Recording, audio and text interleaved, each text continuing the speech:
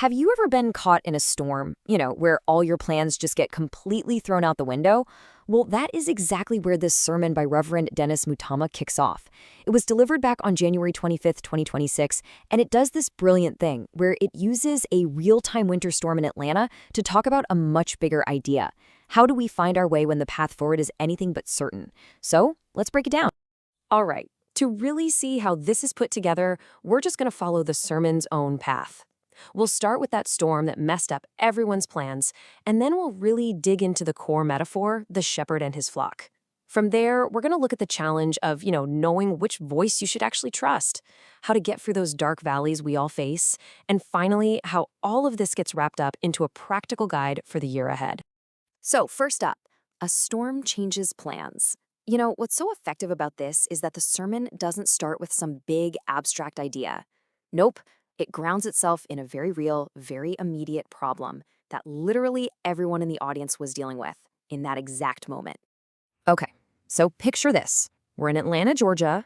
A sudden winter storm has just shut the whole city down. It's forcing everyone to stay home, and it's why this sermon had to be delivered online. But this isn't just some random detail. It's actually the foundation for the entire message. Reverend Mutuma just jumps right in, acknowledging the chaos head-on. He points out that the forecast unexpectedly flipped from snow to freezing rain, which he says is even worse. And just like that, this sudden, dangerous shift in the weather becomes the perfect way to start talking about why we all need a reliable guide when life gets, treacherous. So how do you even begin to address that feeling of uncertainty? Well, the sermon pivots from the storm to this timeless analogy, the shepherd and his flock. And this, right here, is where we get to the spiritual heart of the message. Now, this metaphor isn't just pulled out of thin air. It's built on two really well-known biblical pillars. First, you've got Psalm 23, with that incredibly comforting opening, "The Lord is my shepherd." And then there's John chapter 10, where Jesus actually takes on that title himself, calling himself the Good Shepherd. These aren't just casual references, they are the bedrock that gives the whole sermon its structure and its authority. And right from that text in John, a really sharp contrast is drawn. On one side, you have the Good Shepherd, who is completely invested, protective, And on the other side, you have what's called the hireling, who is basically a hired hand. He's just there for the paycheck. The second a wolf shows up, the hireling is gone, because he has zero real connection to the sheep. And this leads to another really brilliant detail. A shepherd of sheep doesn't drive them from behind like cattle. No, he leads from the front. The sheep follow him because they know his voice. They trust him. This is such a powerful contrast to herding other animals, which usually involves force. The point is super clear. This is all about a relationship built on trust, not one that's based on coercion. So this brings us to a really critical part of the whole metaphor, knowing the voice. If the whole point is to follow the right leader, then the single most important skill you can have is being able to figure out who you should be listening to in the first place. To really drive this point home, this powerful line from the book of John is used. Think about it. The safety of the sheep depends entirely on one thing: their ability to tell the difference between their shepherd's voice and the voice of a total stranger. The message for us is pretty clear. Our own safety and direction depend on developing that exact same skill of discernment. And here's where this ancient idea is made to feel incredibly modern and relevant. The sermon starts identifying the contemporary voices of strangers that are all competing for our attention every single day. And it's not vague. It names specific news outlets and social media platforms as the kinds of distractions that can easily lead us astray if we're not being careful. Right? And knowing which voice to follow becomes absolutely critical when the path gets really difficult. That brings us to our next section, navigating the dark valley.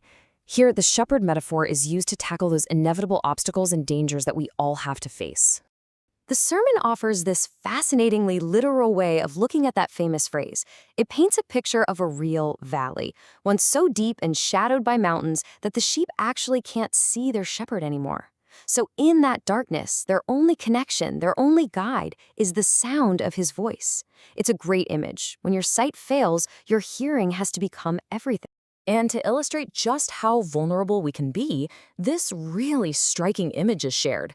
A sheep's own wool, its own coat, can grow so heavy that it can literally make it top-heavy and cause it to topple over. And once it's on its back, with its little legs in the air, it is as helpless as a flipped-over turtle. It's completely unable to get itself back up. Its survival at that point depends entirely on the shepherd finding it and setting it back on its feet before a predator comes along. So all of this builds and builds to the sermon's big conclusion, which brings this ancient metaphor squarely into the present day. Let's see how this whole idea is applied as a guide for the year 2026. And this is where everything comes full circle. The sermon ties the immediate danger of that ice storm right back to the larger metaphor. The logic's actually pretty simple. If it's just common sense to listen to the National Weather Service's warning to stay off the icy roads for your immediate safety, well then, it's just as wise to follow the Good Shepherd's guidance for your long-term safety throughout the entire year. Ultimately, what it all comes down to is trust. The central argument is that the shepherd is a reliable guide precisely because he has a perspective that we just don't. He can see the path for the entire year ahead, while most of us can't even be sure what's going to happen at 6 p.m. tonight. And so the sermon doesn't end with some neat and tidy answer. Instead, it ends with a question, one that's posed directly to the listener. It takes all the anxiety of a new year, all the disruption of an unexpected storm, and it boils it all down to one fundamental choice. In times of uncertainty, whose voice do you follow?